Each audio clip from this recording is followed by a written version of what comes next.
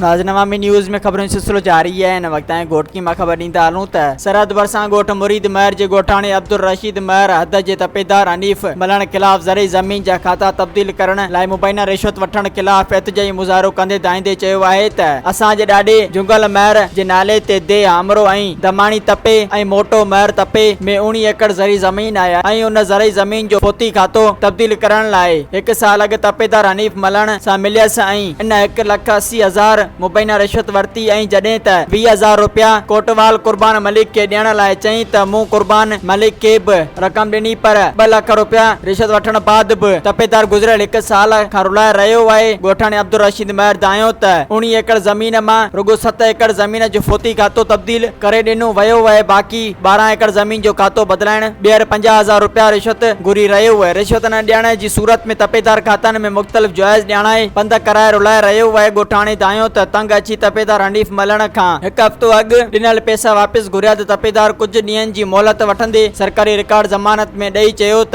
पैसा वापसि करे रिकॉर्ड वापसि खणंदुसि पर हिन पैसनि ॾियण खां कितो जवाब ॾिनो त सरकारी रिकॉर्ड आहे रेवेन्यू बोर्ड जे सेक्रेटरी वटि जमा करायो ऐं अहिड़ी शिकायत कई पर तपेदार खिलाफ़ का बि कार्रवाई न कई वई आहे। ॻोठाणे DC घोटकी ऐं ॿियनि वस वारनि आला अख़्तियारनि खां घुर कई त मामले जो नोटिस वठी इंसाफ़ कयो वञे। मज़ीद खबरों और तफसीलात के लिए विजिट करें हमारी वेबसाइट www.awamiNewsHD.com।